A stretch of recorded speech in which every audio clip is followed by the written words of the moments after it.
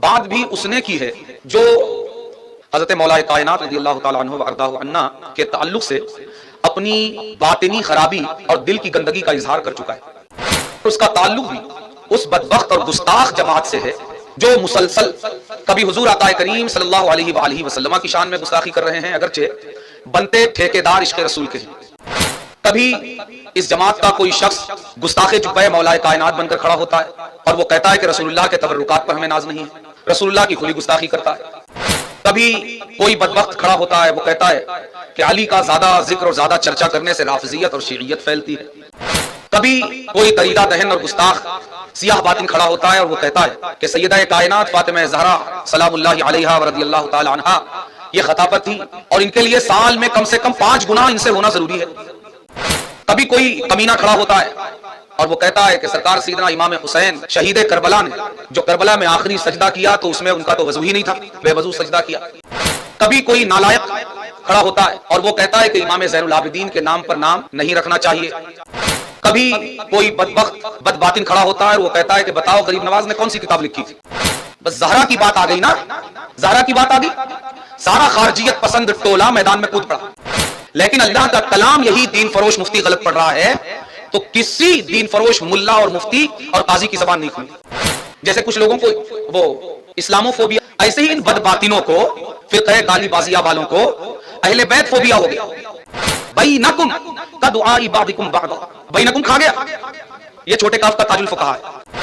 बाज़ मुफस्सिरीन कहते हैं कि जिस तरह नाम लेकर मत पुकारो, जिस तरह या मोहम्मद कहकर ना पुकारो, इसी तरह या अबुल कासिम कहकर भी मत पुकारो। लेकिन वही बाज़ मुफस्सिरीन ये कहते हैं कि या मोहम्मद कहकर तो मत पुकारो, या अबुल कासिम कहकर पुकारो।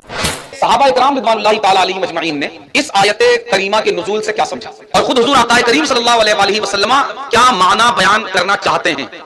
तो हजरत उस्मान बिन हुनैफ को वो नुस्खा याद आया। सरकार ने तालीम फरमाई, सहाबा भी या मोहम्मद सरकार की जिंदगी में कहकर इस पर अमल करते रहे और सरकार के बाद भी इस पर अमल होता रहा और वो इस दुआ में या मोहम्मदो कहते रहे। ज़माना सिद्दीकी है, बेशुमार सहाबा इकराम रिज़वानुल्लाहि ताला अलैहिम अजमईन होंगे, बल्कि सहाबा ही सहाबा होंगे। सब क्या कहकर पुकार रहे, या मोहम्मद या मोहम्मदा। कत्ल करने के लिए आगे बढ़े तो आपने एक नारा लगाया। वो नारा क्या था, या मोहम्मद सल्लल्लाहु अलैहि वसल्लम। तो गोश्त कुछ भी मौजूद नहीं था, सिर्फ लाल लाल हड्डियां थी। तो इन्होंने नारा लगाया, या मोहम्मदा या अबा या अबता। इमाम बुखारी ने जो ये एक रिवायत जिक्र की है, इसी एक रिवायत में कितनी बार कहा, 4 बार। अब ये पूरा 1500 साल का तसलसल मैंने आपके सामने रख दिया। अब एक तरफ ये आयत करीमा है जिसको ये छोटे काफ वाले ताजुल फुक़हा साहब पेश कर रहे हैं बतौर दलील, और एक तरफ सरकार का अमल है, सहाबा का अमल है और पूरी उम्मत का अमल है। इसका मतलब ये है कि हम जो माना इस आयत का समझ रहे हैं वो माना यहां मुराद नहीं है, लेकिन मुल्ला यही समझ रहा, मुल्ला यही समझ रहा। मगर सरकार ने अपने अमल से करके और सिखा के ये बता दिया कि तू जो समझ रहा है वो कुरान की सही समझ नहीं है, वरना मैं करता नहीं, तालीम देता नहीं। क्या कहेंगे, कुरान जो कह रहा है वो भी सही है और सरकार की जो तालीमात है वो भी सही है, गलत सिर्फ मुल्ला है, जिसको अहले बैत फोबिया हो गया। निदा और तवाबे निदा, निदा ये निदाए हकीकी है और तवाबे निदा ये निदा के वो इस्तेमालात हैं या के जो हकीकी निदा के अलावा दूसरे इस्तेमालात हैं जिनका मैंने जिक्र। एक है नस्र और एक है नज़्म। तू शम्मे रिसालत है, आलम तेरा परवान, तुम पर मैं लाख जान से कुर्बान या रसूल। गायत कुर्ब है, गायत कुर्ब का इजहार है। अच्छे अच्छों ने तू तेरा और तुम का इस्तेमाल किया। तंजीलुल हादिर बिमंजिलतिल गाइब, सरकार हाजिर और नाजिर हैं इस मिसरे में, और इसी तरह के दूसरे जो मिसरे हैं और अशार हैं उनमें, उनकी अदायगी में, उन्हें पढ़ने में किसी तरह की कोई शरई कबाहत मौजूद नहीं है। कबाहत पूरी की पूरी हजरत मौलाए कायनात के दर से धुतकारे हुए इस दीन फरोश मुल्ला की अक्ल में। फन के कायदे अगर सपोर्ट ना भी करें, सरकार का फरमान काफी, इसलिए कि ये फनून ऐसे भी इस्तिक़राई फनून है कि जबान पहले वजूद में आती है, कवायद बाद में वजूद में आती है। अब आज गुफ्तगू ये है कि हुजूर आका करीम सल्लल्लाहु अलैहि वसल्लम को ज़हरा के बाबा कहकर पुकारना या सैयदैन हसनैन करीमैन के नाना जान कहकर पुकारना, ये इस तरह के कलिमात से हुजूर आका करीम सल्लल्लाहु अलैहि वसल्लम को पुकारना ये सही है या सही नहीं है। बातें तो बहुत सारी होती हैं, मगर चूंकि इस बात का ताल्लुक भी अहले बैत किराम रिज़वानुल्लाहि ताला अलैहिम अजमईन से, और बात भी उसने की है जो حضرت مولا کائنات رضی اللہ تعالی عنہ و ارضاہ عنہ کے تعلق سے اپنی باطنی خرابی اور دل کی گندگی کا اظہار کر چکا ہے. تو جب کوئی ایسا انسان اہل بیت کرام رضوان اللہ تعالی علیہ مجمعین کے تعلق سے اور اس کا تعلق بھی اس بدبخت اور گستاخ جماعت سے ہے جو مسلسل کبھی حضور آقا کریم صلی اللہ علیہ وآلہ وسلم کی شان میں گستاخی کر رہے ہیں، اگرچہ بنتے ٹھیکیدار عشق رسول کے ہیں، کبھی اس جماعت کا کوئی شخص گستاخ جبہ مولا کائنات بن کر کھڑا ہوتا ہے اور وہ کہتا ہے کہ رسول اللہ کے تبرکات پر ہمیں ناز نہیں ہے، رسول اللہ کی کھلی گستاخی کرتا ہے. کبھی کوئی بدبخت کھڑا ہوتا ہے، وہ کہتا ہے کہ علی کا زیادہ ذکر اور زیادہ چرچا کرنے سے رافضیت اور شیعیت پھیلتی ہے. کبھی کوئی دریدہ دہن اور گستاخ سیاہ باطن کھڑا ہوتا ہے اور وہ کہتا ہے کہ سیدہ کائنات فاطمہ زہرا سلام اللہ علیہا ورضی اللہ تعالی عنہا یہ خطا پر تھی اور ان کے لیے سال میں کم سے کم 5 گناہ ان سے ہونا ضروری ہے. کبھی کوئی کمینہ کھڑا ہوتا ہے اور وہ کہتا ہے کہ سرکار سیدنا امام حسین شہید کربلا نے جو کربلا میں آخری سجدہ کیا تو اس میں ان کا تو وضو ہی نہیں تھا، بے وضو سجدہ کیا. کبھی کوئی نالائق کھڑا ہوتا ہے اور وہ کہتا ہے کہ امام زین العابدین کے نام پر نام نہیں رکھنا چاہیے. کبھی کوئی بدبخت بد باطن کھڑا ہوتا ہے اور وہ کہتا ہے کہ بتاؤ غریب نواز نے کون سی کتاب لکھی تھی. تو جب بات ایسے بد باطنوں اور گستاخوں کی جماعت کے کسی فرد کی ہو تو پھر اس کو ہلکے میں لے کر نظر انداز نہیں کیا جا سکتا، بلکہ جو صحیح فکر ہے اسے پیش کرنا ضروری ہوتا ہے. اس لیے کہ جب بارہا ہم نے یہ تجربہ کر لیا کہ یہ رسول اللہ تک کی گستاخی کر کے اس پر یہ توبہ نہیں کرتے اور ان کے کسی دین فروش ملا اور فتویٰ فروش مفتی کی زبان ان کے بارے میں نہیں کھلتی، حتیٰ کہ یہی دین فروش مفتی اور ملا جو چھوٹے کاف سے تاج الفقہا ہے، یہ قرآن غلط پڑھتا ہے مگر اس پر توبہ نہیں کرتا، اور پوری جماعت اس قدر جاہل اور بے باک ہے.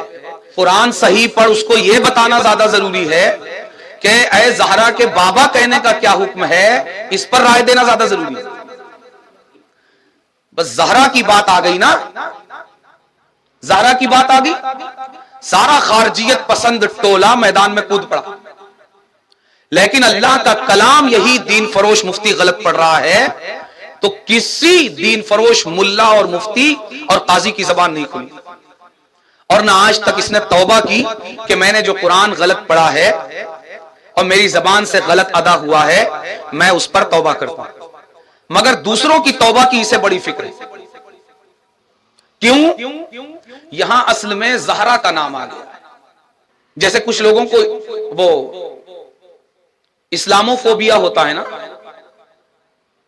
کہ اسلام کی کوئی اچھائی نہیں دیکھ سکتے. مغرب میں اور اب مشرق میں بھی، ہمارے ملک میں بھی بہت سارے لوگوں کو اسلامو فوبیا ہو گیا، یعنی اسلام کی ہر خوبی ہر اچھائی سے چڑ کہ یہ ہو ہی نہیں سکتا کہ اس میں کوئی اچھائی اور کوئی خوبی ہو. ایسے ہی ان بد باطنوں کو، فرقہ گالی بازیہ والوں کو اہل بیت فوبیا ہو گیا. کیا ہو گیا؟ اہل بیت فوبیا. رسول اللہ نے کیوں نہ کوئی اچھائی اہل بیت کی بیان کی ہو ہی نہیں سکتی ہے اچھائی اہل بیت میں. رسول اللہ نے اچھائی بیان کی نا، ذکر علی عبادہ، یہی چھوٹے کاف کا تاج الفقہا.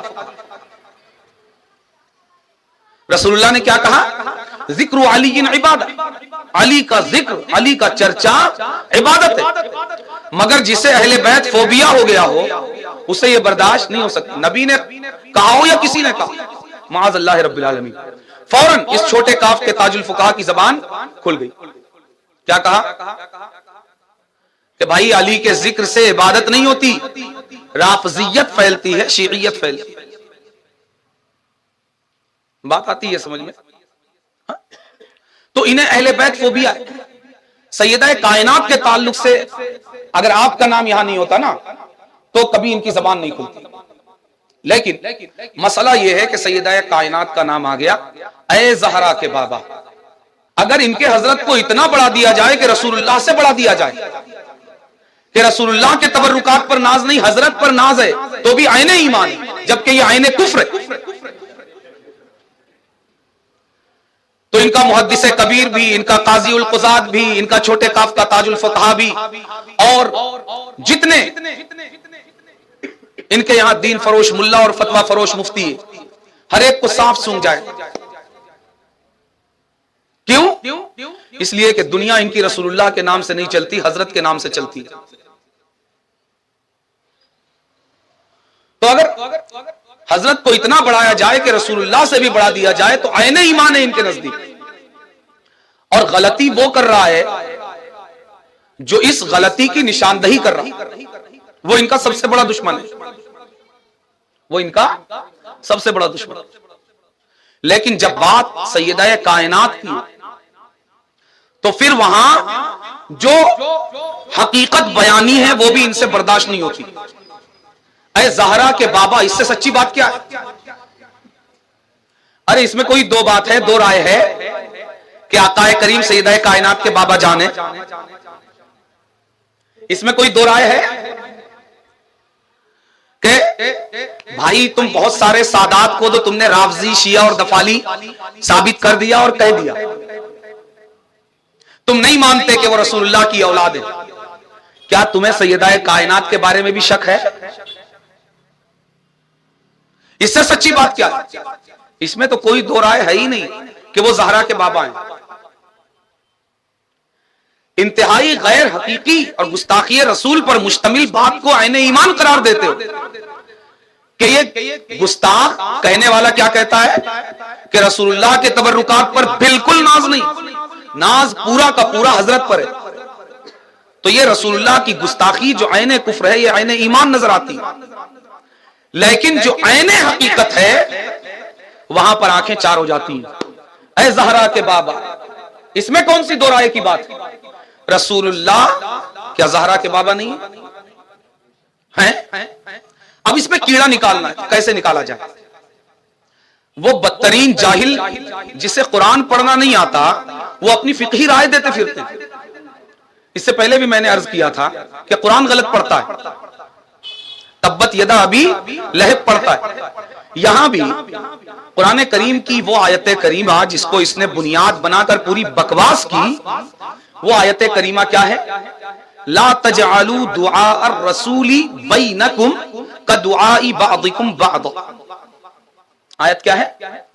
لا تجعلوا دعاء الرسول بینکم کدعاء بعضکم بعضا. بینکم کھا گیا، یہ چھوٹے کاف کا تاج الفقہا ہے. سنیت جہالت کے کس گڑھے تک پہنچ چکی ہے آپ اندازہ لگائیے.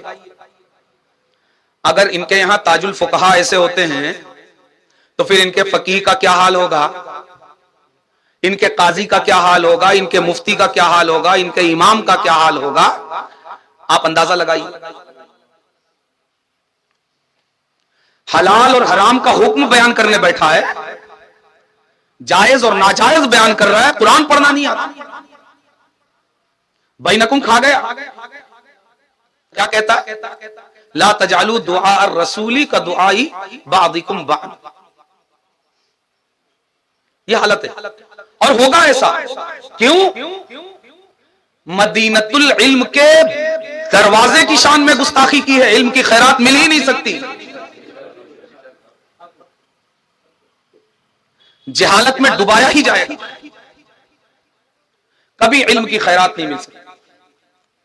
جو حقیقی علم کی خیرات ہے، جسے نور علم کہا جاتا ہے، جب تک مولا کائنات علی المرتضی حسنین کے بابا دستے کرم دراز فرما کر عطا نہیں کرتے، نور علم کی خیرات نہیں ملتی. اور مولا کائنات نور علم کی خیرات اسے عطا نہیں کر سکتے جو رسول اللہ کے فرمان کو جھٹلانے والا ہو نہیں سکتا. بینکم چھوڑ دیا. تو ہمیں دیکھنا یہ ہے کہ صحیح فکر اور صحیح نظریہ اس حوالے سے کیا ہے. اور ہم دیکھیں گے کسی ملا کے فرمان کی روشنی میں نہیں, کسی حضرت اور حضور کے فرمان کی روشنی میں نہیں, قرآن اور حضور آقا کریم صلی اللہ علیہ وآلہ وسلم کے فرمان کی روشنی میں, قرآن و حدیث کی روشنی میں. قرآن کریم میں اللہ تبارک و تعالی نے ارشاد فرمایا, یا ایھا الذین آمنوا لا تجعلوا دعاء الرسول بینکم کدعاء بعضکم بعضا. یہ آیت کریمہ ہے. اس آیت کا ترجمہ ہے, اے ایمان والو آپس کے بلانے کو رسول کے بلانے کی طرح مت بناؤ. کیا ترجمہ ہے؟ آپس کے بلانے کو رسول کے بلانے کی طرح مت بناؤ. اب یہاں پر اگر اس آیت کریمہ کی تفسیر جو مفسرین نے کی ہے اس کی بات کی جائے تو اس کا خلاصہ 3-4 نقطوں میں ہمارے سامنے آتا ہے. نمبر 1, ایک تفسیر مفسرین نے اس کی یہ کی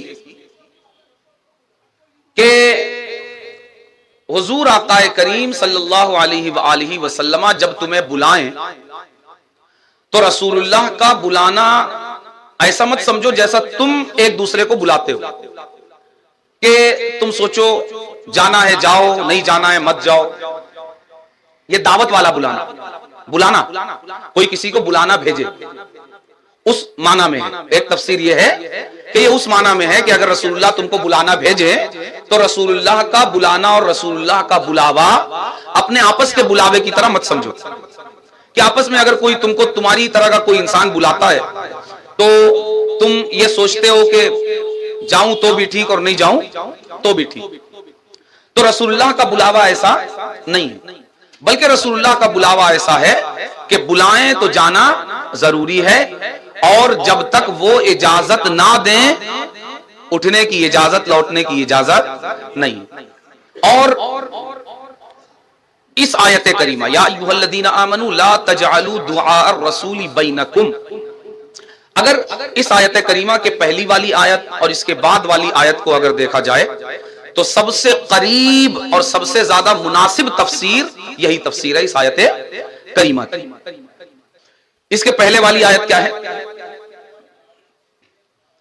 انما المؤمنون الذین آمنوا باللہ ورسولہ وَإِذَا كَانُوا مَعَهُ عَلَىٰ أَمْرٍ جَامِعٍ لَمْ يَذْهَبُوا حَتَّى يَسْتَأْذِنُوا إِنَّ الَّذِينَ يَسْتَأْذِنُونَكَ أُولَٰئِكَ الَّذِينَ يُؤْمِنُونَ بِاللَّهِ وَرَسُولِهِ فَإِذَا اسْتَأْذَنُوكَ لِبَعْضِ شَأْنِهِمْ فَأْذَن لِمَنْ شِئْتَ مِنْهُمْ وَاسْتَغْفِرْ لَهُمُ اللَّهُ إِنَّ اللَّهَ غَفُورٌ رَحِيمٌ. اس آیت کریمہ کا ترجمہ ہے کہ ایمان والے وہی لوگ ہیں جو ایمان لائے اللہ اور اس کے رسول پر, اور جب وہ اللہ کے رسول کے ساتھ کسی اجتماعی معاملے میں ہوں تو اس مجلس سے رسول اللہ سے اجازت لیے بغیر نہ اٹھے. یقیناً وہ لوگ جو رسول اللہ آپ سے اجازت لیتے ہیں یہی وہ لوگ ہیں جو اللہ اور رسول پر ایمان رکھتے ہیں. فَإِذَا اسْتَأْذَنُوكَ لِبَعْضِ شَأْنِهِمْ, اے رسول اللہ جب آپ سے کوئی اپنی کسی ضرورت کے لیے اجازت مانگے, محفل میں آ کر بیٹھا ہے, جانا چاہتا ہے, کوئی ضرورت آ گئی, اجازت مانگے, فَأَذَن لِمَنْ شِئْتَ مِنْهُمْ, تو ان میں سے جس کو آپ جانے کی اجازت دینا چاہیں دے دیا کریں. وَاسْتَغْفِرْ لَهُمُ اللَّهُ, اور ان کے لیے استغفار کیا کریں, یقیناً اللہ بڑا بخشنے والا مہربان ہے.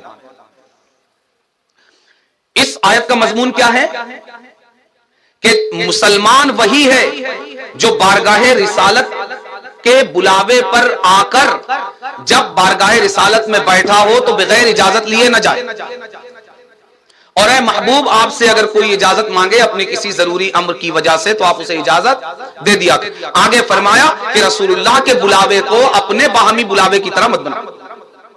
اس کے بعد والی آیت سے پہلے لا تجعلوا دعاء الرسول جس آیت کا حصہ ہے اس کو دیکھ لیں تو بھی بات پوری سمجھ میں آ جاتی ہے. لا تجعلوا دعاء الرسول بینکم کدعاء بعضکم بعضا. آگے ارشاد فرمایا قد یعلم اللہ الذین یتسللون منکم لواذا فلیحذر الذین یخالفون عن امرہ ان تصیبہم فتنۃ او یصیبہم عذاب علیم. کیا فرمایا کہ اللہ تبارک و تعالی جانتا ہے ان لوگوں کو جو تم میں سے ایک دوسرے کا سہارا لے کر ایک دوسرے کا آڑ لے کر پیر دبا کر دھیرے سے رسول اللہ کی مجلس سے نکل جاتے ہیں. ایک دوسرے کا آڑ لے کر کہ اگر ایک نکل رہا ہے تو اس کے پیچھے ایک چھپ کر کہ میں رسول اللہ کو نظر نہ آؤں. یتسللون پیر دبا کر دھیرے سے جس کو ہماری بول چال میں کھسکنا بولتے ہیں, دھیرے سے کھسکنا. یقیناً اللہ جانتا ہے ان لوگوں کو جو تم میں سے بارگاہ رسالت سے ایک دوسرے کی آڑ لے کر دھیرے سے کھسک جاتے ہو. فَلْيَحْذَرِ الَّذِينَ يُخَالِفُونَ عَنْ أَمْرِهِ تو وہ لوگ ڈریں جو اس کے امر کی مخالفت کرتے ہیں کہ کہیں فتنہ ان کو پہنچے, آزمائش میں پڑے یا انہیں دردناک عذاب پہنچے.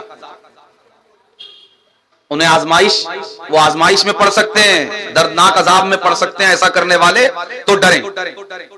اب یا ایھا الذین آمنوا لا تجعلوا دعاء الرسول کے بعد کیا فرمایا؟ اللہ جانتا ہے دھیرے سے کھسکنے والوں کو. اس کے پہلے کیا فرمایا؟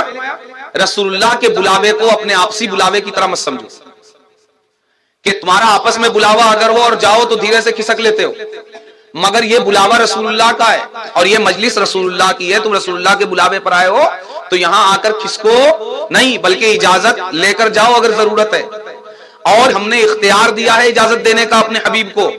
فَأَذِن لِّمَن شِئْتَ مِنْهُمْ اجازت مانگے تو آپ جسے دینا چاہیں دیں, نہ دینا چاہیں تو ہزار ضرورت اس کی ہو, اگر بغیر اجازت جائے گا گناہگار ہوگا. تو یہ جو پہلی رائے ہے مفسرین کی یہ پہلے والی آیت کریمہ اور بعد کے مضمون سے زیادہ مطابقت اور زیادہ مناسبت رکھتی.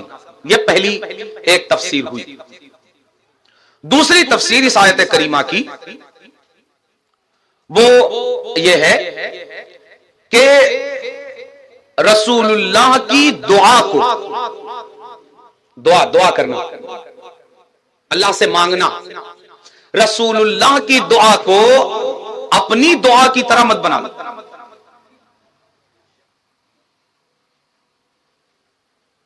رسول اللہ کی دعا کو اپنی دعا کی طرح مت سمجھ لو کہ تمہاری کوئی دعا قبول ہوتی ہے اور کوئی قبول نہیں ہوتی. رسول اللہ کی دعا اس طرح کی نہیں, بلکہ رسول اللہ کی دعا تو دور, دل میں اگر کوئی خواہش رکھ کر آنکھ بھی اٹھا دیتے ہیں تو کائنات کا قبلہ بدل جاتا ہے. بات آتی ہے سمجھ میں؟ تو اگر زبان کھول دیں تو کیا عالم ہوتا ہوگا قبولیت کا. اگر آنکھ اٹھ جائے تو قبلہ بدلتا ہے, قیامت تک سارے لوگ پھر جاتے ہیں. تو اگر زبان اقدس کھل جائے تو دعا کس درجے میں قبولیت رکھتی ہوگی. تو یا ایھا الذین آمنوا لا تجعلوا دعاء الرسول بینکم کدعاء بعضکم بعضا. کیا مطلب؟ تو کہا کہ اس کا مطلب یہ ہے کہ رسول اللہ کی دعا کو اپنی دعا کی طرح مت بنا لو. ٹھیک ہے, یہ دوسری تفسیر ہوئی. تیسری تفسیر یہ بیان کیا کہ رسول اللہ صلی اللہ علیہ وآلہ وسلم کو آپس میں آواز دینے کی طرح آواز مت دو.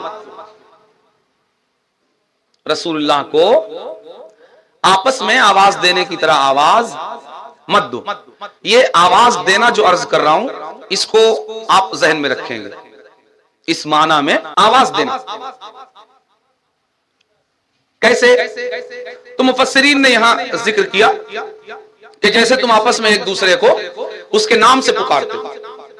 اے فلاں اے فلاں اے فلاں، اس طرح نہیں، بلکہ یا نبی اللہ، یا رسول اللہ، یا حبیب اللہ، یا خیر خلق اللہ، یا جمال ملک اللہ، اس طرح کہ اوصاف اور آپ کی شان سے آپ کو آواز دو۔ یا ایھا الذین آمنوا لا تجعلوا دعاء الرسول بینکم کدعاء بعضکم بعضا، یہ تیسری تفسیر۔ چوتھی تفسیر جو انہی تفاسیر کے ضمن میں مفسرین نے بیان کیا ہے، الگ سے اس کو بیان نہیں کیا، وہ یہ کہ اچھے لہجے میں آواز دو۔ صرف لفظ اچھا کافی نہیں، چلو تم یا رسول اللہ ہی بول لو، یا حبیب اللہ ہی بول لو، یا خیر خلق اللہ ہی بول لو، لیکن تمہارا لہجہ اچھا نہ ہو تو یہ بھی گستاخی۔ یعنی الفاظ بھی اچھے منتخب کرو، اور ان الفاظ کی جو پیکنگ ہے، جس پیکنگ میں ان الفاظ کو بارگاہ رسالت میں پیش کر رہے ہو، وہ پیکنگ بھی مؤدب ہو، وہ لہجہ بھی خوبصورت ہو، ادب والا ہو اور تعظیم والا ہو۔ بے تحاشا چلاؤ مت، یا رسول اللہ کہہ کر ہی صحیح، بے تحاشا بے ادبی سے مت چلاؤ، ٹھیک ہے؟ تو یہ چار تفسیریں ہوگی۔ نمبر ایک، رسول اللہ کے بلاوے کو آپس کے بلاوے کی طرح مت سمجھو۔ نمبر دو، رسول اللہ کی دعا کو اپنی دعا کی طرح مت سمجھو۔ نمبر تین، رسول اللہ کو نام لے کر مت پکارو۔ اور نمبر چار، رسول اللہ کو بے ادب لہجے کے ساتھ آواز مت دو، ٹھیک ہے؟ یہ چار تفسیریں ہوگی۔ اب یہاں ایک چیز کنیت کی، جیسے ابو القاسم، حضور آقا کریم صلی اللہ علیہ وسلم کے ایک شہزادے کا نام سیدنا قاسم، ابو القاسم کہا جائے، کیا ہے؟ قاسم کے بابا جان، یا ابو الزہرا کہ اے سیدہ کائنات کے بابا جان، یا اسی طرح جد الحسن والحسین او جد الحسنین، اے سیدین حسنین کریمین کے نانا جان، بابا جان، ان کے بارے میں کیا حکم ہے؟ تو ان کلمات کے بارے میں ابھی صرف میں تفسیر ذکر کر رہا ہوں، ان کلمات کے بارے میں مفسرین کی رائے مختلف ہے۔ بعض مفسرین کہتے ہیں کہ جس طرح نام لے کر مت پکارو، جس طرح یا محمد کہہ کر نہ پکارو، اسی طرح یا ابو القاسم کہہ کر بھی مت پکارو۔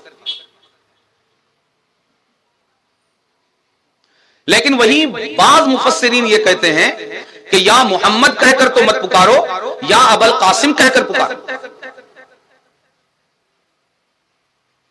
بات آ رہی ہے سمجھ میں؟ تو اگر فیصلہ مفسرین ہی کے کلام سے ہونا ہے تو بعض مفسرین کنیت سے پکارنے کو یا رسول اللہ اور یا نبی اللہ کے ذریعے پکارنے کے ساتھ کھڑا کرتے ہیں۔ یا رسول اللہ کہہ کر پکارو، یا نبی اللہ کہہ کر پکارو، یا ابو القاسم کہہ کر پکارو۔ اور بعض مفسرین یا ابو القاسم کو یا محمد کے ساتھ رکھ کر اس کی ممانعت کرتے ہیں کہ یا محمد اور یا ابو القاسم کہہ کر مت پکارو، یا نبی اللہ یا رسول اللہ کہہ کر پکارو، ٹھیک ہے؟ وہ چار تفسیریں ہوئی، اور ابو القاسم کے تعلق سے مفسرین کی یہ دو رائے ہوئی۔ اب یہاں پر ہمیں یہ دیکھنا ہے کہ صحابہ اکرام رضوان اللہ تعالی علیہم اجمعین نے اس آیت کریمہ کے نزول سے کیا سمجھا۔ اس لیے کہ پہلے مخاطب کون ہے؟ قرآن فرسٹ نمبر پر کس سے خطاب کر رہا ہے؟ صحابہ سے۔ قرآن اگر کہہ رہا ہے یا ایھا الذین آمنوا، تو سب سے پہلے کس کو کہہ رہا ہے؟ صحابہ اکرام رضوان اللہ تعالی علیہم اجمعین کو۔ قربان جائیں ان کی اس شان پر کہ ان کا رب ان کے ایمان کی گواہی دیتا ہے، رجسٹرڈ ایمان والے۔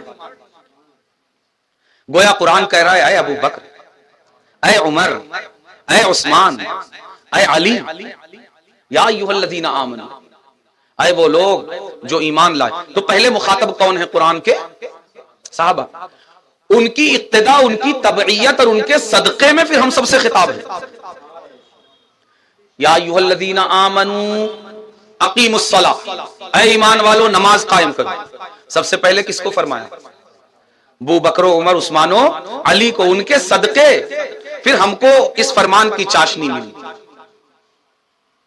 ठीक है, तो पहले मुखातब कौन है? सहाबा इकराम रिज़वानुल्लाह। उन्होंने क्या समझा इससे? तो जब हम सहाबा इकराम रिज़वानुल्लाह ताला अलैहिम अजमईन के हाल अहवाल देखते हैं और उनकी जिंदगी, और खुद हुजूर आका करीम सल्लल्लाहु अलैहि वसल्लम क्या माना बयान करना चाहते हैं, इसलिए कि ये जो चारों तफसीर मैंने बयान की, इसमें कोई भी चारों तफसीरों में एक भी तफसीरी रिवायत मरफू नहीं कि सरकार ने बयान किया हो कि इसका ये माना। चारों तफसीरों में एक भी तफसीरी रिवायत मरफू नहीं कि सरकार का फरमान, साहबा का फरमान है या बाद में मुफस्सिरीन की अपनी आरा है, उनकी राय। तो अब सहाबा ने इससे क्या समझा, और ये तो कौल हुआ, अमल भी देखना पड़ेगा ना कि वो करते क्या थे, उससे माना मुतय्यन होगा। जब कौल और अमल दोनों को हम साथ में रखेंगे तो माना मुतय्यन होगा। और खुद रसूलुल्लाह सल्लल्लाहु अलैहि वसल्लम इसका क्या माना समझाना चाहते हैं।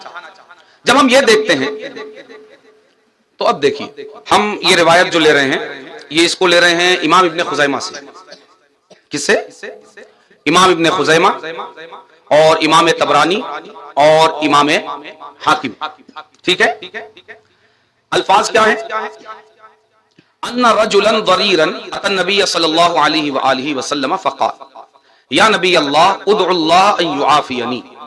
कि एक नाबीना शख्स बारगाह रिसालत में हाजिर हुए, उन्होंने अर्ज की, या नबी अल्लाह, आप दुआ कर दें कि मुझे आफियत मिल जाए, बीनाई लौटाए। फ़क़ाल इन शिअता अख़रतु ज़ालिका फहुवा अफ़ज़लु लि आखिरतिक व इन शिअता दअउतु लका क़ाल ला बल उदउल्लाह ली। हुज़ूर आका करीम सल्लल्लाहु अलैहि वसल्लम ने इरशाद फरमाया कि अगर तुम चाहो तो मैं दुआ को मुअख्खर कर देता हूं, टाल देता हूं, दुआ नहीं करता कि ये तुम्हारी आखिरत के लिए ज्यादा बेहतर है, और अगर तुम चाहो तो मैं दुआ कर देता हूं। तो उन्होंने अर्ज किया, नहीं हुजूर, आप दुआ ही फरमा दें।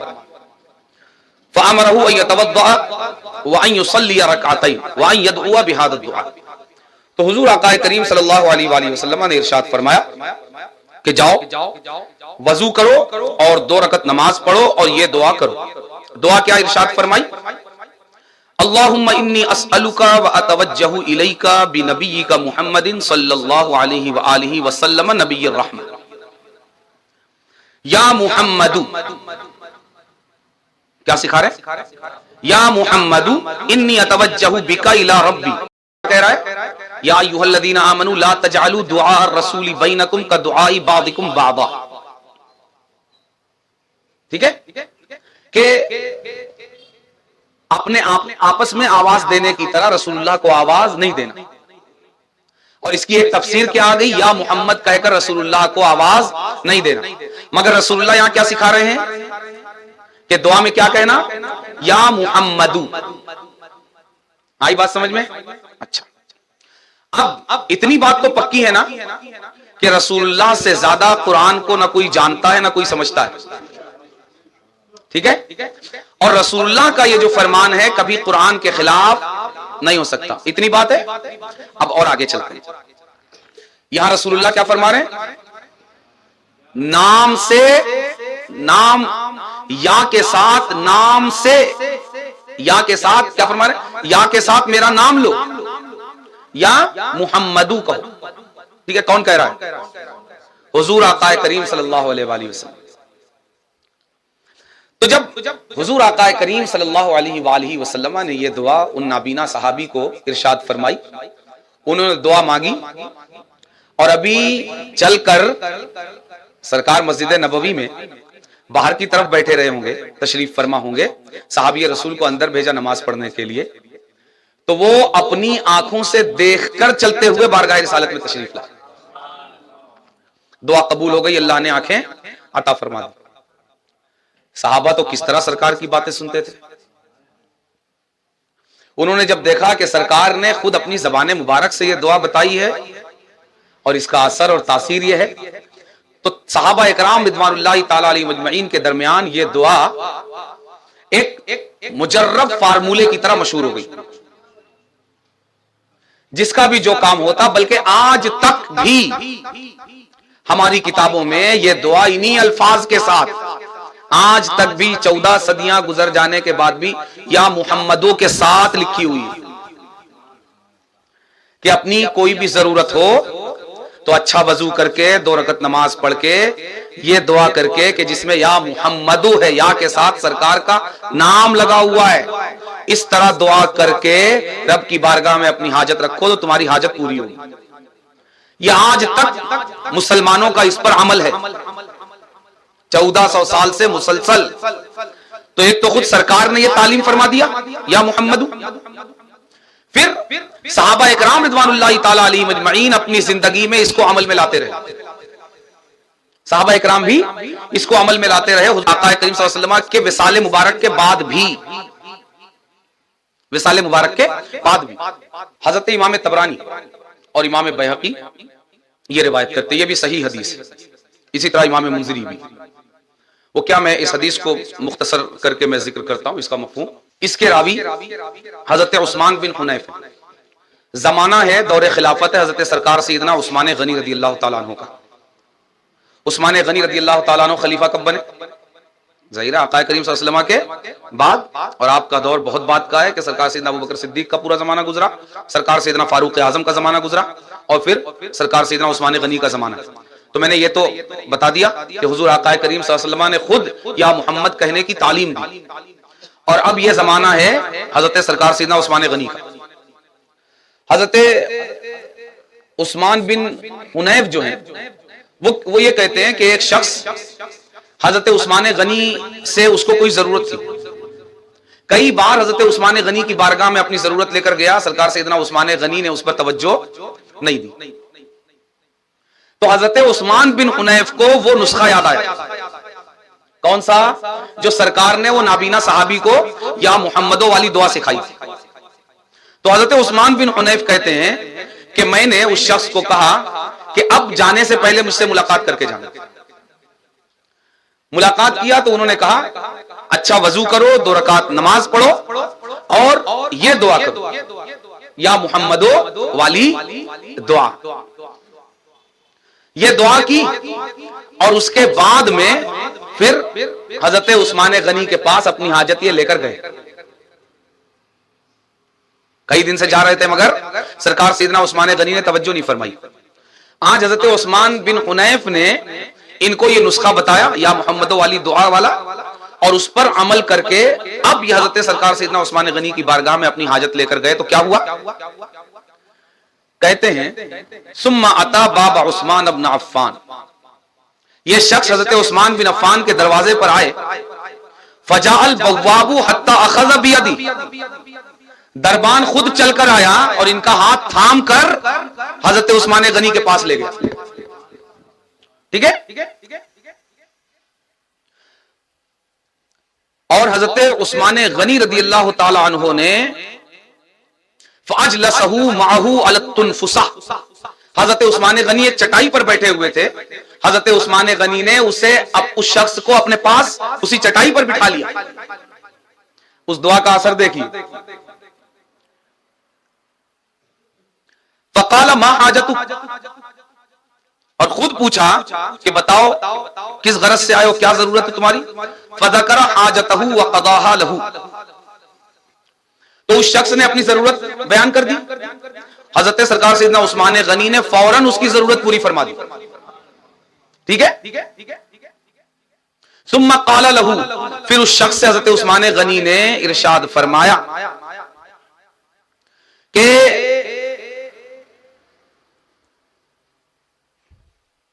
ما ذکرت حاجتک حتی کانت الساعہ، آج تک تم نے اپنی یہ ضرورت مجھ سے بیان کیوں نہیں کی؟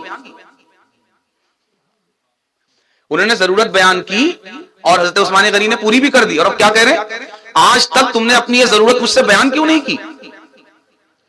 وقال ما کانت لک من حاجت فاذکرها، فرمایا اب آگے جب بھی کوئی ضرورت رہا کرے نا مجھ سے بتا دیا کرو۔ یعنی صحابہ اکرام کے درمیان میں بھی یہاں ایک طرف تو یہ برکت اس دعا کی ہے، ہمارا جو اس حدیث پاک کو بیان کرنے کا مقصد ہے وہ یہ کہ صحابہ کرام بھی یا محمد اس دعا میں کہتے رہے۔ سرکار نے بھی تعلیم فرمائی اپنے زمانے میں، تو سرکار کی حیات طیبہ میں بھی سرکار نے تعلیم فرمائی، صحابہ بھی یا محمد سرکار کی زندگی میں کہہ کر اس پر عمل کرتے رہے، اور سرکار کے بعد بھی اس پر عمل ہوتا رہا، اور وہ اس دعا میں یا محمدو کہتے رہے، یہ صحابہ کہتے رہے۔ جنگ یمامہ کس کے دور میں ہوئی؟ حضرت سرکار سیدنا ابو بکر صدیق رضی اللہ تعالیٰ عنہ کے دور خلافت، سن 12 ہجری میں، سن 12 ہجری میں، حضور آقا کریم صلی اللہ علیہ وسلم کا وصال مبارک سن 10 ہجری میں، اور یہ جنگ یمامہ 12 ہجری میں۔ جنگ یمامہ یہ مسیلمہ کذاب کا نام سنا ہوگا، جس نے حضور آقا کریم صلی اللہ علیہ وسلم کے بعد نبوت کا دعویٰ کیا، اور بہت سارے لوگ مرتد ہو گئے۔ تو حضرت سرکار سیدنا ابو بکر صدیق رضی اللہ تعالیٰ عنہ نے، وہ جس میں حضرت حبشی نے مسیلمہ کذاب کو قتل کیا، وہی جنگ یمامہ۔ تو اس میں جب سپہ سالار ہوئے حضرت خالد بن ولید سیف اللہ، جب ان کو سپہ سالار بنایا گیا تو انہوں نے نعرہ لگایا یا محمدہ، کیا نعرہ لگایا؟ اور ان کے ساتھ سارے صحابہ نے نعرہ لگایا۔ راوی کہتے ہیں کہ اس زمانے میں اور اس جنگ میں خاص کر صحابہ اکرام کا شعار یعنی ان کا نعرہ ہی تھا کہ جب بھی کوئی مشکل پیش آتی وہ نعرہ لگاتے یا محمدہ۔ تو اس فوج میں کتنے صحابہ ہوں گے؟ زمانہ صدیقی ہے، بے شمار صحابہ اکرام رضوان اللہ تعالی علیہ مجمعین ہوں گے، بلکہ صحابہ ہی صحابہ ہوں گے۔ سب کیا کہہ کر پکار رہے ہیں؟ یا محمد، یا محمدہ۔ بات آ رہی ہے سمجھ میں؟ سرکار نے بھی تعلیم فرمائی نام کے ساتھ یا لگانا، پھر آپ کی زندگی میں صحابہ نے بھی، بعد میں بھی صحابہ نے بھی، سرکار سیدنا ابو بکر صدیق کے زمانے میں بھی، اور پورا لشکر لگا رہا ہے، اور سرکار سیدنا عثمان غنی کے زمانے میں بھی۔ اچھا آگے دیکھیں، حضرت خبیب بن عدی، حضرت خبیب بن عدی یہ عشق رسول کا استعارہ ہے، جیسے حضرت بلال حبشی ایسے ہی حضرت خبیب بن عدی۔ اور اس روایت کو ذکر کیا امام ابو نعیم نے حلیہ میں، اور امام ابن جوزی نے صفوۃ الصفوہ میں، اور امام مرتضی زبیدی نے اتحاف السادۃ المتقین میں، ہے نا؟ یہ حضرت خبیب بن عدی انصاری صحابی، ان کو کفار و مشرکین نے قید کر لیا، اور ان کو جب قتل کرنے کے لیے وہ بڑھے تو انہوں نے یہ اشعار پڑھے، بڑے عاشقانہ اشعار ہیں کہ فلست ابالی حین اقتل مسلما علی ای جنب کان فی اللہ مصرعی وذلک فی ذات الالہ وان یشاء یبارک علی اوصال الشلب ممزعی۔ ہمارا جو مقام استشہاد ہے وہ یہ ہے کہ جب کفار اور مشرکین حضرت خبیب بن عدی انصاری رضی اللہ تعالیٰ عنہ کو قتل کرنے کے لیے آگے بڑھے تو آپ نے ایک نعرہ لگایا، وہ نعرہ کیا تھا؟ یا محمد صلی اللہ علیہ وسلم۔ کون لگا رہا ہے؟ کون لگا رہا ہے؟ صحابی رسول حضرت خبیب بن عدی الانصاری رضی اللہ تعالیٰ عنہ وارضہ عنہ۔ یہ بھی کیا کہہ رہے ہیں؟ یا کے ساتھ سرکار کا نام لگا رہے ہیں، ٹھیک ہے؟ اسی طرح میں بہت اختصار کے ساتھ ذکر کرتے ہوئے آگے بڑھ رہا ہوں۔ اسی طرح یہ دیکھیے، سرکار سیدنا حضور آقا کریم صلی اللہ علیہ وسلم نے خود تعلیم فرمایا، اور آپ کے دور میں صحابہ نے بھی اس پر عمل کیا، پھر سرکار سیدنا ابو بکر صدیق کے زمانے میں بھی اس پر عمل ہوا، سرکار سیدنا عثمان غنی کے زمانے میں بھی اس پر عمل ہوا، سرکار سیدنا فاروق اعظم کا دور خلافت ہے۔ دیکھیے سن 18 ہجری سخت قحط آیا ہوا ہے مدینہ پاک میں۔ قحط جانتے ہیں؟ خشک سالی، بارش نہیں ہے، بارش نہیں ہے تو کھیتی باڑی نہیں ہے، کھیتی باڑی نہیں ہے تو اناج نہیں ہے، تو فاقے ہو رہے ہیں، ایسی خشک سالی اور ایسے فاقے ہیں کہ جانوروں تک کو کچھ کھانے اور چگنے کے لیے نہیں مل رہا۔ تو اس زمانے میں حضرت بلال بن حارث المزنی ہے، ان سے ان کی قوم کے لوگ ان کے پیچھے پڑھ کے کہتے ہیں کہ اب تو ہماری جانوں پر بنائیے، بکری ذبح کرو اور اس میں سے جو کچھ بھی نکلے جس طرح بھی ہو ہم اپنی بھوک مٹائیں۔ تو انہوں نے ایک بکری ذبح کی، بکری جب ذبح کی تو بکری ذبح کرنے کے بعد جب اس کی کھال اتاری تو گوشت کچھ بھی موجود نہیں تھا، صرف لال لال ہڈیاں تھیں. تو انہوں نے نعرہ لگایا یا محمدہ، یا محمدہ. اور وہ دن اسی طرح گزر گیا. پھر رات میں جب سوئے تو حضور آقا کریم صلی اللہ علیہ وسلم خواب میں تشریف لائے اور آپ نے فرمایا کہ آسانی کی بشارت ہو، آسانی کی بشارت ہو. اور پھر اس کے نتیجے میں وہ قحط سالی دور ہوئی. یہ کس کے دور میں ہوا؟ اس کو امام ابن کثیر، جن کی تفسیر بھی ہے، بڑی مشہور تفسیر ہے تفسیر ابن کثیر، انہوں نے اس روایت کو اپنی تاریخ کی کتاب البدایہ والنہایہ میں ذکر کیا. ٹھیک ہے، جب لال لال ہڈیوں پر نظر پڑی تو اپنی آہ کس کو سنائیں کہ حضور بکری ذبح کی ہے کہ کسی طرح پیٹ بھرے گا تو اس میں بھی گوشت موجود نہیں ہے. پکارا یا محمد، یا محمد. کس کا دور ہے یہ؟ سرکار سیدنا فاروق اعظم کا زمانہ. جی اب آگے حضرت سرکار سیدنا عبداللہ ابن عمر، سرکار سیدنا فاروق اعظم بھی حضور آقا کریم صلی اللہ علیہ وآلہ وسلم کی سنتوں پر سختی سے عمل کرنے والے، اور سرکار سیدنا عبداللہ ابن عمر رضی اللہ تعالی عنہما بھی بڑی باریکی کے ساتھ تلاش کر کر کے حضور جان عالم صلی اللہ علیہ وسلم کی اداؤں پر عمل کرنے والے. حضرت امام بخاری نے الادب المفرد میں، جس کتاب کا درس جاری ہے، اسی کتاب میں اس روایت کو ذکر کیا ہے. اور اسی طرح امام حافظ شمس الدین السخاوی یہ القول البدیع فی الصلاۃ علی النبی الشفیع، اسی طرح امام ابراہیم الحربی جو امام احمد ابن حنبل کے شاگرد ہیں، انہوں نے اپنی کتاب غریب الحدیث میں، اسی طرح امام حافظ ابن السنی نے اپنی کتاب عمل الیوم واللیلہ میں، اسی طرح امام ابن سعد نے طبقات میں، حافظ ابن الجعد نے اپنی مسند میں، امام ابن عساکر نے تاریخ دمشق میں، حافظ مزی نے تہذیب الکمال میں، حافظ ابن الجزری نے عدت الحسن الحسین میں، امام نووی نے الاذکار میں، اور شوکانی جو اہل حدیث کے بڑے امام ہیں تحفۃ الذاکرین میں، ابن تیمیہ نے الکلم الطیب میں. یعنی ایسے لوگوں نے بھی اس حضرت عبداللہ ابن عمر کی اس حدیث کو ذکر کیا ہے. وہ حدیث کیا ہے؟ حدیث یہ ہے کہ حضرت عبداللہ ابن عمر رضی اللہ تعالی عنہما کے پیر سن ہو گئے. پیر سن ہو گئے. پیر سن ہوتا ہے نا، صحابہ کے بھی پیر سن ہو جاتے تھے. تو سرکار سیدنا عبداللہ ابن عمر کا پیر سن ہو گیا، مگر فرق یہ ہے کہ ہمارا سن ہوتا ہے تو ہم ایسے ایسے ٹھوک کر اس کو ہوش میں لاتے ہیں. صحابہ کیسے ہوش میں لاتے تھے؟ حضرت عبداللہ ابن عمر کا پیر سن ہو گیا.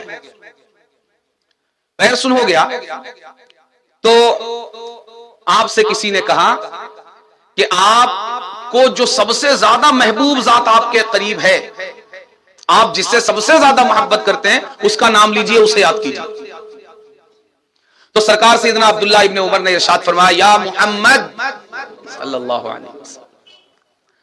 تو فرماتے ہیں پیر اس طرح ہوش میں آ گیا گویا رسی میں بندھا ہوا جانور آزاد ہو گیا. عشق کی بہت گہری داستان ہے، اس پر بڑی لمبی گفتگو ہو سکتی ہے، لیکن سر دست جو محل استشہاد ہے ہمارا وہ کیا ہے؟ حضرت عبداللہ ابن عمر کیا کہہ رہے ہیں؟ یا محمد. ٹھیک ہے، آگے دیکھیں. امام بخاری نے اس کو اپنی صحیح میں روایت کیا ہے، اور اس حدیث پاک کے راوی ہیں حضرت سرکار سیدنا انس بن مالک رضی اللہ تعالیٰ عنہ وارضاہ عنہ. یہ کہتے ہیں کہ سیدہ کائنات نے بھی کبھی ابا کہہ کر نہیں پکارا، وہ بھی یا رسول اللہ اور یا نبی اللہ ہی کہتی تھی. بالکل غلط بات ہے. حضرت سیدہ کائنات، حضرت امام بخاری نے حضرت انس سے اس حدیث پاک کو روایت کی. حضرت انس فرماتے ہیں لما ثقل النبی صلی اللہ علیہ وسلم جعل یتغشا فقالت فاطمۃ علیہ السلام وا کرب ابا.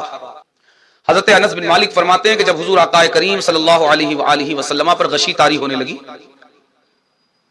ظاہری زندگی کے آخری اوقات میں، حضور غشی جانتے ہیں نا، بے ہوشی کی سی کیفیت، بے ہوشی نہیں، اس طرح کی کیفیت، اور یہ ایسی کیفیت پر ہے جس پر ہزار ہوش اور حواس قربان.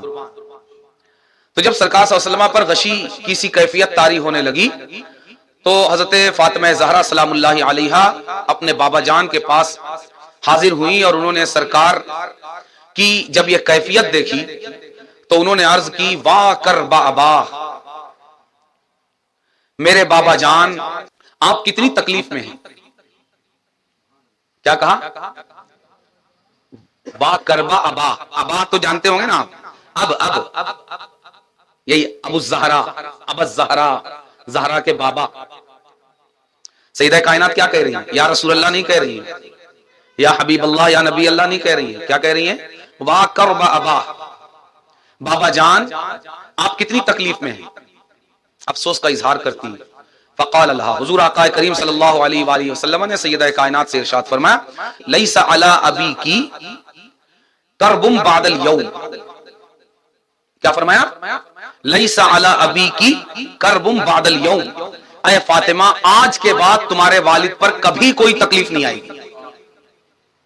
ٹھیک ہے، آگے فلما ماتا قالت، جب حضور آقا کریم صلی اللہ علیہ وآلہ وسلم دنیا سے ظاہری طور پر تشریف لے جا چکے تو سیدہ کائنات نے عرض کیا یا ابتا عجاب ربا دعا، یا ابتا من جنت الفردوس مأوا، یا ابتا الی جبریل ننعا. کتنی بار؟ 3 بار.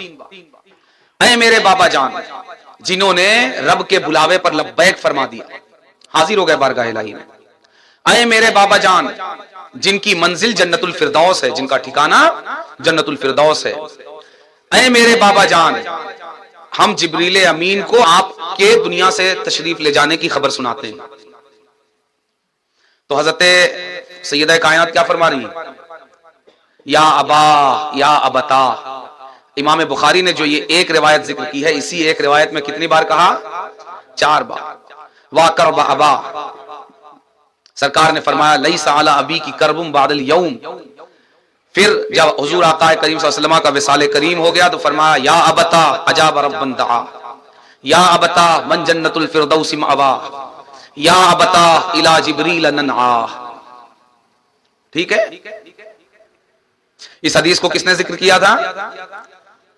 ہاں جی، امام بخاری نے. ٹھیک ہے، صحیح بخاری میں ذکر کیا ہے نا. ہاں، اور یہ جو حدیث توسل جو ہم نے ذکر کی، وہ نابینا صحابی رسول والی حدیث، اس کو امام ترمذی نے بھی ذکر کیا ہے، امام حاکم نے بھی ذکر کیا ہے، امام بیہقی نے بھی ذکر کیا ہے، امام ابن ماجہ نے بھی ذکر کیا ہے، امام منذری نے بھی ترغیب و ترہیب میں ذکر کیا ہے، امام حیثمی نے بھی مجموع الزوائد میں ذکر کیا ہے، امام نووی میں نے بھی الاذکار میں ذکر کیا ہے، امام ابن خزیمہ نے بھی اپنی صحیح میں اسی طرح دیکھی. امام ابن کثیر انہوں نے اپنی تاریخ کی کتاب البدایہ والنہایہ میں کربلا کے واقعات میں، اب کربلا آ جائیے، کس کا زمانہ ہے؟ سرکار سیدنا امام حسین امام علی مقام کی شہادت کے بعد کا زمانہ ہے. کون ذکر کر رہا ہے؟ امام ابن کثیر اپنی کتاب البدایہ والنہایہ میں، کہ حضرت سیدہ زینب یہ شہزادی ہیں کس کی؟ حضرت مولا کائنات سرکار سیدنا علی المرتضی شیر خدا کرم اللہ تعالی وجہہ الکریم کی، اور بہن ہیں حضرت سرکار سیدنا امام حسن اور حضرت سرکار سیدنا امام حسین رضوان اللہ تعالی علیہما کی. وہ فرماتی ہیں کہ کربلا کا جب واقعہ ہو گیا اور آپ کو اسیر بنایا گیا تو اپنے درد اور کرب کا اظہار انہوں نے اس طرح اپنے الفاظ میں کیا. انہوں نے فرمایا یا محمدہ، یا محمدہ صلی علیک اللہ. کیا کہا؟ یا محمدہ، یا محمدہ صلی علیک اللہ و ملک السماء ھذا حسین بالعرا. یا سرکار، سرکار کا نام لے کر عرض کر رہی ہیں. کس زمانے میں؟ سرکار سیدنا امام حسین کی شہادت کے بعد کا واقعہ. کلمہ محمد کے ساتھ یا لگا کر ارشاد فرما رہی ہیں یا محمدہ، یا محمدہ، اللہ آپ پر درود نازل کرے، آسمان کے فرشتے آپ پر درود بھیجیں. حسین کی حالت دیکھیے کہ کھلے اور بے آب و گیا ریگزار میں تشریف فرما ہے. نانا جان حسین کو دیکھیے کہ بے آب و گیا میدان میں بے گور و کفن آپ تشریف فرما ہے. یہاں بھی حضرت سیدتنا زینب رضی اللہ تعالی عنہ کیا کہہ رہی ہیں؟ یا محمدہ، یا محمدہ. ٹھیک ہے. اب یہ ایک تسلسل پورا میں نے ذکر کیا، اور یہ کربلا تک نہیں، میں نے کہا یہ حدیث توسل جو یا محمد والی دعا ہے یہ آج تک معمول بھی ہے، معمول میں ہے، آج تک ہماری کتابوں میں یہ درج ہے، اور یا محمد کے ساتھ درج ہے. کسی نے اگر آج 150 سال پہلے اس کو اس لفظ سے پڑھنے سے منع کیا ہو تو یہ اس کی اپنی رائے ہے، یہ دلیل نہیں ہے، یہ اس کی اپنی رائے ہے اگر کسی نے منع کیا ہے. لیکن آج تک یہ دعا یا محمد کے ساتھ لکھی ہوئی ہے اور پڑھی جا رہی ہے اور پڑھی جاتی رہی ہے. اب یہ پورا 1500 سال کا تسلسل میں نے آپ کے سامنے رکھ دیا.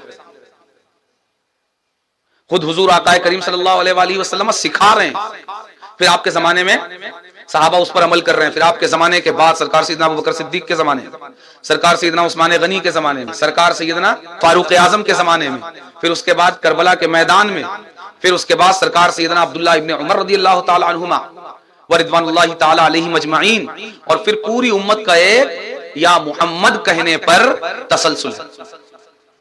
اب ایک طرف یہ آیت کریمہ ہے جس کو یہ چھوٹے کاف والے تاج الفقہا صاحب پیش کر رہے ہیں بطور دلیل، یا ایھا الذین آمنوا لا تجعلوا دعاء الرسول بینکم کدعاء بعضکم بعضا، اور ایک طرف سرکار کا عمل ہے، صحابہ کا عمل ہے، اور پوری امت کا عمل ہے.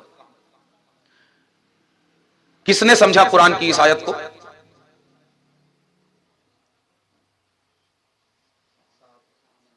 ارے صحابہ سے پہلے آقا نے سمجھا اور سمجھایا. تو کیا وجہ ہے کہ قرآن منع کر رہا ہے اور سرکار تعلیم دے رہے ہیں، صحابہ اس پر عمل کر رہے ہیں، پوری امت عمل کر رہی ہے؟ اس کا مطلب یہ ہے کہ ہم جو معنی اس آیت کا سمجھ رہے ہیں وہ معنی یہاں مراد نہیں ہے. قرآن جس سے منع کر رہا ہے سرکار وہ نہیں کر رہے ہیں، اور نہ سرکار وہ کرنے کا کہہ رہے ہیں، اور سرکار جو کر رہے ہیں اور کرنے کا کہہ رہے ہیں قرآن اس سے منع نہیں کر رہا. بات آ رہی ہے سمجھ میں؟ لیکن ملا یہی سمجھ رہا، ملا یہی سمجھ رہا، مگر سرکار نے اپنے عمل سے کر کے اور سکھا کے یہ بتا دیا کہ تو جو سمجھ رہا ہے وہ قرآن کی صحیح سمجھ نہیں ہے، ورنہ میں کرتا نہیں، تعلیم دیتا نہیں. یعنی ہر یا محمدو منع نہیں ہے، اور یا ابل قاسم کی ممانعت میں بھی اگر ان روایتوں کو مان لیا جائے، میں نے عرض کیا اختلاف ہے اس میں بھی مفسرین میں، بعض کہتے ہیں، بعض یا ابل قاسم کو یا رسول اللہ کے ساتھ لگاتے ہیں، بعض یا ابل قاسم کو یا محمد کے ساتھ لگاتے ہیں. اگر یا ابل قاسم کو بھی یا محمد کے ساتھ لگا کر دیکھا جائے تو بھی ہر یا ابل قاسم کی ممانعت نہیں ہے اور ہر یا محمدوں کی ممانعت نہیں ہے. بات آتی ہے سمجھ میں؟ اور جب ہر یا محمدوں کی ممانعت اور ہر یا ابل قاسم کی ممانعت نہیں ہے تو ہر یا ابل زہرا کی بھی ممانعت نہیں ہوگی، ہر یا جد الحسنین کی بھی ممانعت نہیں ہوگی، ہر اے زہرا کے بابا کی بھی ممانعت نہیں ہوگی. اب کس یا محمدو یا ابل قاسم یا ابل زہرا یا جد الحسنین کی ممانعت ہے اور کس کی نہیں ہے؟ اب اس کے لیے ہم کو عربک گرامر کو دیکھنا پڑے گا. کس کو دیکھنا پڑے گا؟ عربک گرامر کو دیکھنا پڑے گا. عربک گرامر کو ہم جب دیکھتے ہیں تو عربک گرامر میں جو فن نحو ہے، یہ فن ہمیں یہ بتاتا ہے کہ لفظ یا جو ہے، لفظ یا یہ ہمیشہ آواز دینے ہی کے لیے نہیں آتا ہے، یہ ہمیشہ آواز دینے کے لیے نہیں آتا، بلکہ یہ دوسرے کاموں کے لیے بھی آتا ہے. اور آواز دینا تو آپ جانتے ہیں نا کس کو بولتے ہیں. یہاں یا محمدو جو اردو میں ندا کا صحیح معنی اور سٹیک معنی ادا ہوگا، اس کے لیے کلمہ ہے آواز دینا. قرآن کیا کہہ رہا ہے؟ یا محمدو کہہ کر آواز مت دو، اور یا صرف آواز دینے کے لیے استعمال نہیں ہوتا، بلکہ عربک گرامر کی کتابیں ہمیں بتاتی ہیں کہ یا لگا کر کبھی تعجب کے لیے بھی نام لیا جاتا ہے، کبھی اپنے غم کے اظہار کے لیے بھی یا لگا کر نام لیا جاتا ہے، کبھی مدد طلب کرنے کے لیے بھی یا لگا کر نام لیا جاتا ہے، کبھی اظہار افسوس کے لیے بھی یا لگا کر نام لیا جاتا ہے، اور کبھی توسل کے لیے، واسطہ بیان کرنے کے لیے، وسیلہ ذکر کرنے کے لیے بھی یا لگا کر نام لیا جاتا ہے۔ اب بات سمجھ میں آئی؟ قرآن جو یا کے ساتھ نام کی پکار سے منع کر رہا ہے وہ آواز دینا مراد ہے، جو ندائے حقیقی ہے، ندائے حقیقی۔ اب کیا کہیں گے؟ قرآن جو کہہ رہا ہے وہ بھی صحیح ہے، اور سرکار کی جو تعلیمات ہیں وہ بھی صحیح ہے، غلط صرف ملا ہے جس کو اہل بیت فوبیا ہو گیا، جس کو اہل بیت فوبیا ہو گیا۔ قرآن جو منع کر رہا ہے وہ ندائے حقیقی سے منع کر رہا ہے، اور سرکار جو تعلیم فرما رہے ہیں وہ ندائے حقیقی کی تعلیم نہیں دے رہے ہیں، بلکہ وہ کیا ہے؟ واسطے اور وسیلے کا ذکر ہے۔ کس کا ذکر ہے؟ واسطے اور وسیلے کا ذکر ہے۔ اس کو یوں سمجھیے کہ یا محمدو کہاں کہہ رہے ہیں وہ؟ نماز میں۔ کہاں کہہ رہے ہیں؟ نماز میں۔ کیا نماز کے اندر سے سرکار کو آواز دیں گے یا محمدو؟ وہاں سے آواز دیں گے؟ نہیں، بلکہ وہاں دل میں حضور کی ایک مثال علمی موجود ہے۔ بات آپ سمجھ میں آ رہی کہ نہیں؟ دل میں ایک مشہود ہے، ایک معہود ہے، معہود قلبی، مشہود قلبی، موجود قلبی، دل میں سرکار کی ایک تصویر موجود ہے، اس کو حاضر کر کے، اس کو پیش نظر رکھ کر کیا کر رہے ہیں؟ واسطہ اور وسیلہ رب کی بارگاہ میں دے رہے ہیں، سرکار کو آواز نہیں دے رہے۔ اور اثر عبداللہ ابن عمر میں بھی دیکھیے کیا کہا گیا آپ سے؟ ان کو یاد کیجئے، آواز دیجئے نہیں، یاد کیجئے۔ یاد کہاں سے ہوتا ہے؟ یعنی یہاں پکار کسی وجود خارجی کو نہیں ہے، کسی خارجی شے کو نہیں ہے، بلکہ یاد اور ذکر کہاں سے ہوتا ہے؟ دل سے ہوتی ہے۔ تو جو موجود قلبی ہے، مشہود قلبی ہے، جس کا استحضار دل میں ہے، اس کو یاد کیا جا رہا ہے، یا محمد صلی اللہ علیہ وسلم۔ اور یہ ندائے حقیقی نہیں ہے۔ ندائے حقیقی وہ ہے جہاں وجود خارجی کو ندا کی جائے۔ لوگ جا کر آواز دیتے تھے سرکار کے دروازے پر، چلاتے تھے باہر نکلیے۔ تو اگر کوئی گنبد خضرا میں موجود سرکار کو آواز دے رہا یا محمد کہہ کر، یہ ممنوع ہے۔ لیکن سرکار کی وہ تصویر جو دل میں موجود ہے، ہم اگر اسے کہتے ہیں یا ابا الزہرا، دل میں اگر پکارتے ہیں یا ابا الزہرا، یا ابا القاسم، اور یہ دعائے توسل جو ہے اگر اس میں کوئی یا محمدو دل میں موجود اور معہود اور مشہود تصویر سرکار کی طرف متوجہ ہو کر اگر کہتا ہے تو یہ ممنوع نہیں ہے، اور یہی کرنے کا سرکار حکم دے رہے ہیں اور تعلیم دے رہے ہیں۔ بات آئی سمجھ میں؟ اور اس کو مزید میں واضح کر دوں، کلام کے دو اسلوب ہیں۔ یہ چیز یہاں تک کلیئر ہوئی کہ قرآن جو منع کر رہا ہے وہ آواز دینا ہے، سرکار جو تعلیم دے رہے ہیں وہ دل میں مشہود اور موجود کی طرف توجہ کرنا ہے۔ تو ممانعت کسی اور چیز کی ہے، اور تعلیم سرکار نے جو دی وہ کچھ اور چیز ہے۔ وہ نحو میں جو ٹرم ہے اس کو کہتے ہیں ندا اور توابع ندا۔ ندا یہ ندائے حقیقی ہے، اور توابع ندا یہ ندا کے وہ استعمالات ہیں یا کے جو حقیقی ندا کے علاوہ دوسرے استعمالات ہیں جن کا میں نے ذکر کیا، توسل ہے، تعجب ہے، ندبہ ہے، استغاثہ ہے، تفجع ہے، اس طرح کے استعمالات ہیں۔ تو قرآن جو منع کر رہا ہے وہ ندائے حقیقی سے منع کر رہا ہے، سرکار جو تعلیم دے رہے ہیں وہ توابع ندا کی تعلیم دے رہے ہیں، صحابہ کی جو پکار ہے وہ توابع ندا کے طور پر پکار ہے۔ ٹھیک ہے، اتنی بات ہو گئی۔ آگے اس کو مزید سمجھیے جس سے یہ مزید واضح ہو جائے گا کہ کلام ہم جو بات کرتے ہیں نا اس کی دو قسمیں، ایک ہے نثر اور ایک ہے نظم۔ ایک وہ ہے جو ہم بات کر رہے ہیں اور ایک شعر ہے۔ شعر میں کیا ہوتا ہے؟ بندھا ہوا کلام ہوتا ہے، وزن ہوتا ہے، اس میں وزن ہوتا ہے نا۔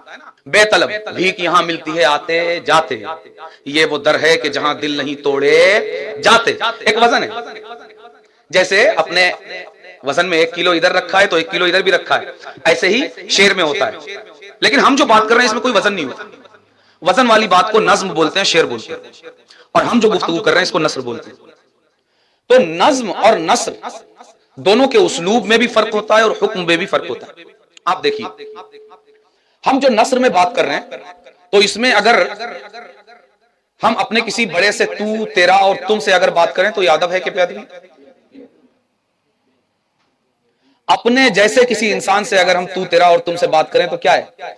बल्कि अल्हम्दुलिल्लाह अभी आजकल तो उर्दू जबान और उर्दू बोलने वाले इतना तरक्की कर गए हैं, इनका उर्फ इतना आगे बढ़ गया है कि छोटे बच्चों से भी अगर तू तड़ाक किया जाए तो इसे अच्छा नहीं समझा जाता। उनकी तरबियत के हवाले से भी कि जैसा उनके साथ आप पेश आएंगे, जैसी जबान रखेंगे वैसी जबान वो आगे रखेंगे। आप अगर अभी से उनसे आपसे बात करेंगे तो वो आगे अपने छोटों और अपने बड़ों से आपसे बात करेंगे।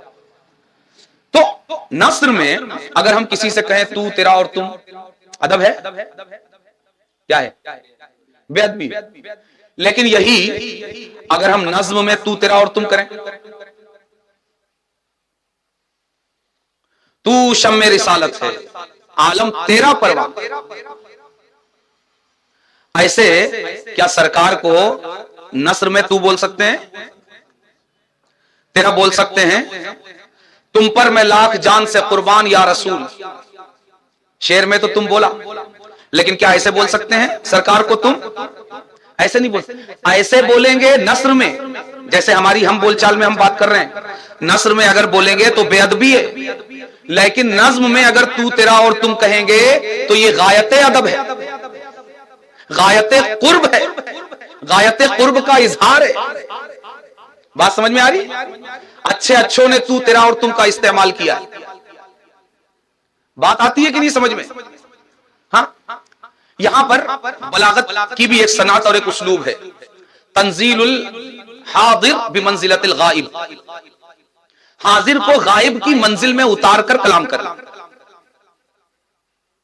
नज्म में शायर जब तू, तेरा और तुम का इस्तेमाल करता है, अच्छा और वाज़े इसको करूं कि हमारा अकीदा क्या है सरकार के बारे में। सरकार हाजिर और नाजिर है। क्या अकीदा है जी? हाजिर, जो सामने हाजिर हो उसको तू, तेरा, तुम कहेंगे, बेअदबी नहीं है? तो कहते हैं यहां तू, तेरा, तुम इसलिए जायज है कि यहां तंजीलुल हाजिर बिमंजिलतिल गाइब के उसलूब में कलाम किया गया कि हाजिर को गाइब की मंजिल में उतार लिया गया। अकीदा हाजिर और नाजिर का है, मगर शेर में तू, तेरा, तुम इस्तेमाल करके इस सनात का सहारा लिया जा रहा है। बात समझ में आ रही है? तो नस्र और नज्म इन दोनों उसलूब का भी क्या होता है? फर्क पड़ता है। बात आती है समझ में? और खासकर ए ज़हरा के बाबा, क्या है? ए ज़हरा के बाबा सुने इल्तिजा, ए ज़हरा के बाबा सुने इल्तिजा, मदीना बुला लीजिए। ये कलाम क्या है? शेर है, ये नज्म है। तो यहां इसकी मजीद गुंजाइश निकलती है। हमने तो अर्ज किया कि नस्र में भी अगर कोई तवाबे निदा के तौर पर इस्तेमाल करता है तो वो सही है, सरकार की तालीम और सहाबा के अमल और उम्मत के तसलसल के आइन मुताबिक। लेकिन ये कलाम तो खासकर नज्म है, शेरी उसलूब में, तो यहां इसकी मजीद गुंजाइश है। क्यों? इसलिए कि उसलूब नज्म जो है, उसलूब शेरी उसलूब जो है, वो तखय्युलात पर मबनी। अगर तखय्युलात पर मबनी नहीं है तो तू, तेरा, तुम जायज ही नहीं होगा। अकीदा है हाजिर नाजिर का, मगर ख्याल क्या कर रहे हैं कि हाजिर होकर भी सरकार नहीं। तंजीलुल हादिर बिमंजिलतिल गाइब, बात आती है समझ में? तो ये चीज है, ये उसलूबे शेरी में है, इसलिए भी मजीद यहां इसकी गुंजाइश मौजूद है कि यहां तखय्युलाती वजूद को मुखातब किया जाता है, तखय्युलाती वजूद से कलाम किया जा रहा है। ए ज़हरा के बाबा तखय्युल में मौजूद, दिल में मौजूद, बातिन में मौजूद, दिमाग में मौजूद, ख्यालात में मौजूद आका की तस्वीर से अर्ज किया जा रहा है, ए ज़हरा के बाबा। और मजीद ये कि इस निदा में क्या है? तवस्सुल है। क्या है? तवस्सुल है कि सरकार आपको वास्ता सैयदा का, सरकार वसीला सैयदा का, اس دوری کو ختم فرما دیجیے. اپنی مصیبت کا اظہار کیا جا رہا ہے, استغاثہ کیا جا رہا ہے. سرکار مدینے سے دوری بڑی مصیبت ہے, سیدہ کے صدقے اس مصیبت سے نجات دلائی. اس لیے اس مصرے میں اور اسی طرح کے دوسرے جو مصرے ہیں اور اشعار ہیں, ان میں ان کی ادائیگی میں, انہیں پڑھنے میں کسی طرح کی کوئی شرعی قباحت موجود نہیں ہے. قباحت پوری کی پوری حضرت مولائے کائنات کے در سے دھتکارے ہوئے اس دین فروش ملا کی عقل میں, اور یہ مصرع پوری طرح بے غبار ہے. اور آخری بات یہ عرض کر دوں کہ اگر یہ فن ون ساتھ نہ بھی دینا, فن کے قاعدے اگر سپورٹ نہ بھی کریں, سرکار کا فرمان کافی. اس لیے کہ یہ فنون ایسے بھی استقرائی فنون ہے کہ زبان پہلے وجود میں آتی ہے, قواعد بعد میں وجود میں آتی ہے. زبان پہلے وجود میں آ چکی ہوتی ہے, قواعد بعد میں بنتے ہیں, قواعد پہلے نہیں بنتے. ٹھیک ہے, تو ایسے بھی یہ استقرائی قواعد ہیں. تو اگر سرکار نے فرما دیا اور قواعد ساتھ نہیں دیتے تو بھی ہم سرکار کی مانیں گے. کیوں؟ اس لیے کہ سرکار کا فرمان استقرائی نہیں ہے, یہ قواعد استقرائی ہیں. ہو سکتا ہے کہ ان قواعد بنانے والوں سے کچھ قواعد چھوٹ گئے ہوں. سرکار کا فرمان استقرائی نہیں ہے. اس لیے نہ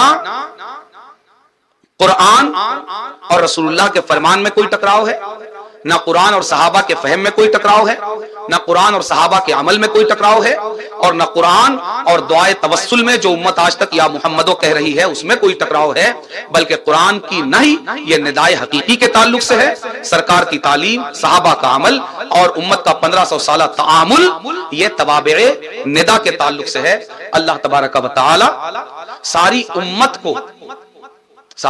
امت کو اہل بیت فوبیا سے بچائے, اور یہ گالی باز فرقہ جو اہل بیت فوبیا اس امت میں پھیلانا چاہتا ہے, اللہ اس سے پوری امت کی حفاظت فرمائے.